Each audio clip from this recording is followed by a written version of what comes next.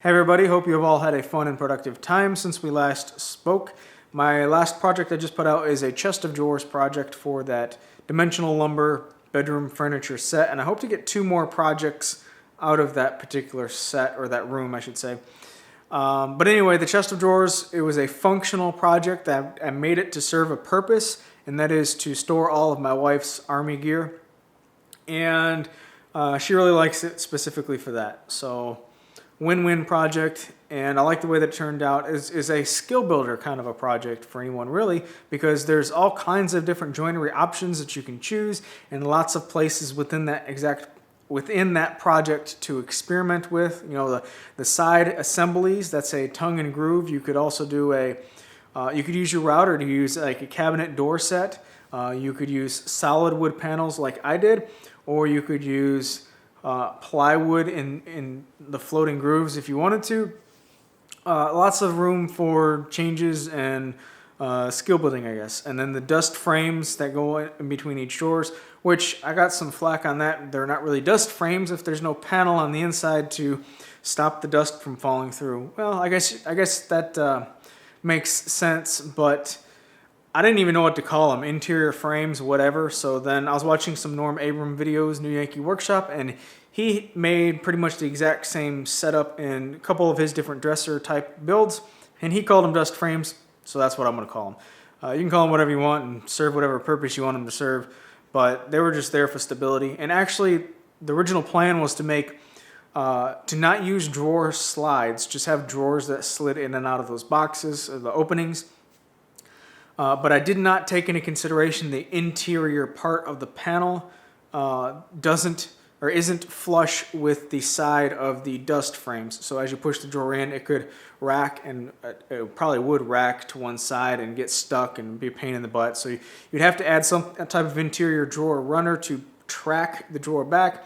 Didn't want to do that, so I just said I'll just put some metal drawer slides in there. My wife prefers metal drawer slides anyway, so that's the route I went.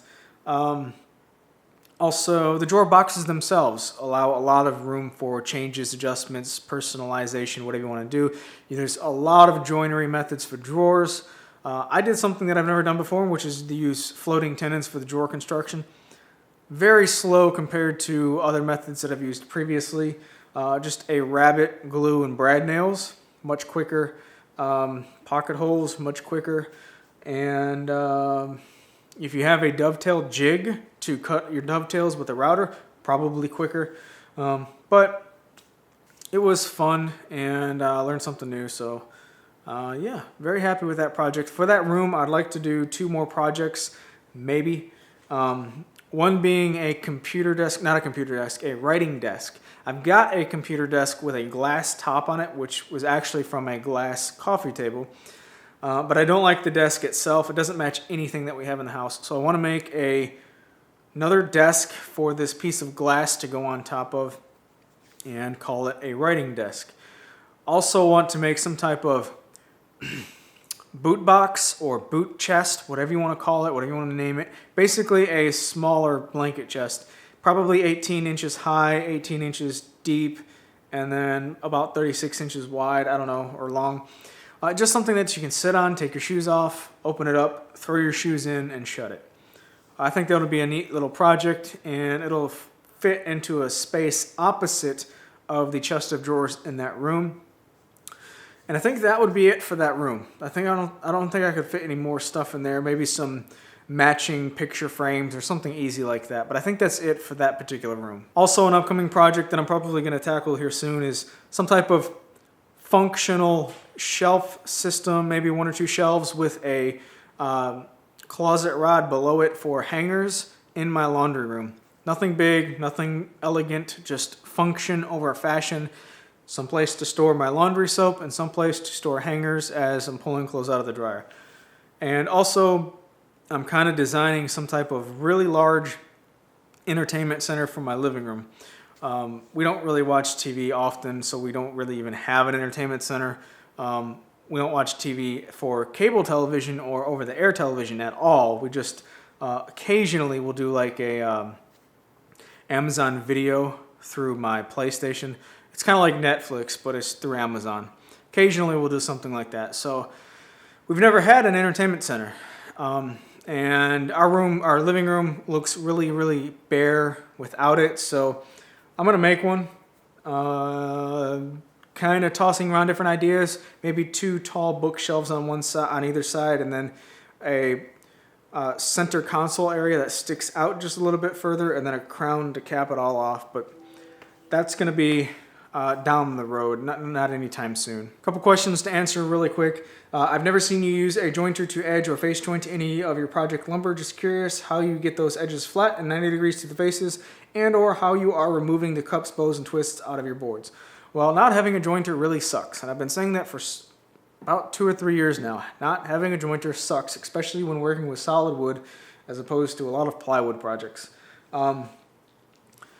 Face jointing, I have always just skip planed, where you just run it through your planer a little bit, flip it upside down, run it through again, alternating faces, and just taking a little bit of material off. It's not perfect, but it's the best I can do, and it works a little bit, not as good as a jointer, obviously.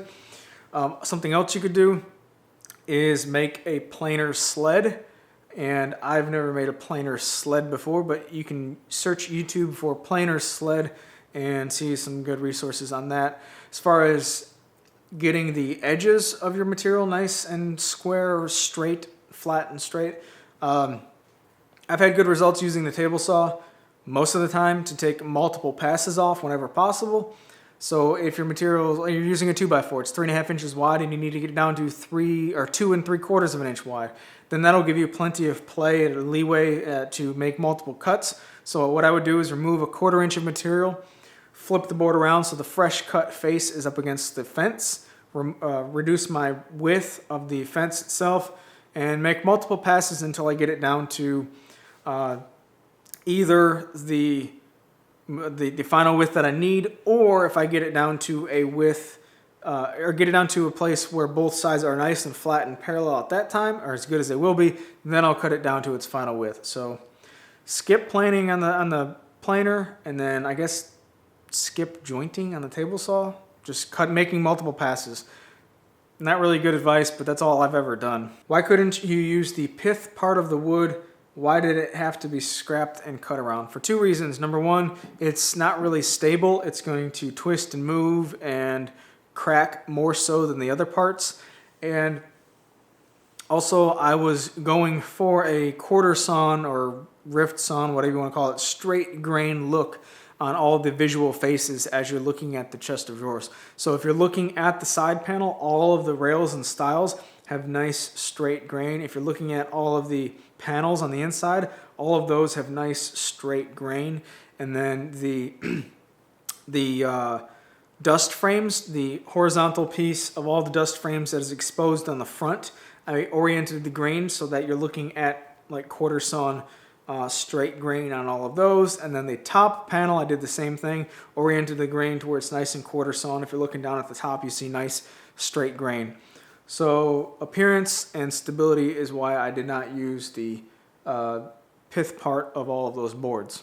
I like the loose tenon method you used. Maybe you could talk more about that in an upcoming video. I took the easy way out. I used the Festool Domino. It's an expensive machine.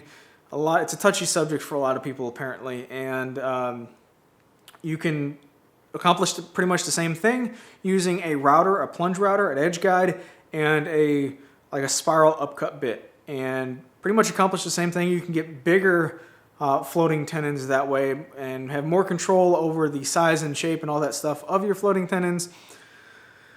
Definitely can be done without spending a lot of money. So it's a touchy subject for a lot of people apparently.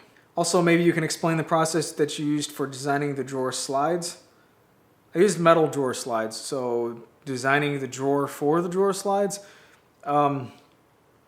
make it as easy as possible. So if your opening is 30 inches and you're using 2 metal slides, each metal slide is a 1/2 inch. So 30-inch opening, metal slides means your drawer is 29 inches. And I always make the drawers to where the side pieces runs the full length, and then the front and back sit inside the side pieces. Well, if you're using 1/2 inch plywood, then 1/2 inch, you remove another inch, and that determines the size for your front and back pieces. So 30-inch drawer opening means a 29-inch box when using half-inch metal drawer slides, which means minus another inch, half inch, which means 28-inch pieces for your front and back pieces. And then, of course, the side pieces are, what I typically do is the full depth minus 1/2 of an inch. So, yeah. When checking the diagonal measurements of the drawers, what would you do if they are not equal? So if your drawer is the diagonal, if the drawer is 10 inches this way and then you check the diagonal and it's 11 inches this way, what you need to do is push in on the long diagonal and until it's in between the two measurements. So if this is 11 inches this way, 10 inches this way, that means this needs to be 10.5, this needs to be 10.5, right in the middle of those two dimensions, measurements. So push in along the long diagonal until you get a size that is appropriate. And sometimes you can do that with the clamps that are on it. You can leave the clamps and sometimes just bump the dimensions in the direction you need and it'll work. Other times you'll have to loosen the clamps and gently skew them one way, clamp it down again, and then that skew will kind of pull it into square. It's a little finicky and you can play around with it to figure out which direction you need to skew it. But getting things nice and square isn't too difficult. Just bump the box around. Generally, that's what I do and it works really well. Couple stickers all the way from the land down under. This is from Andy Adelin from Australia, a kangaroo and koala sticker, and then the Australian flag right here. So thank you very much for both of these. When we moved into this house, one of the drawers in the kitchen had all of the appliance manuals and the garage door opener manual, and the previous person who used to live here apparently was really good at keeping records of everything that was installed in the house and stuff like that. So he kept a drawer full of all the manuals for all this stuff. And I finally went through it the other day. I just left it there when we moved in, but I finally went through it and found a Mississippi State alumni sticker. And my wife is an alumni from Mississippi State. She graduated last year from there. So I'll go ahead and put this up on the cabinet. I think that's all we got for stickers. So let's put them up on the cabinet.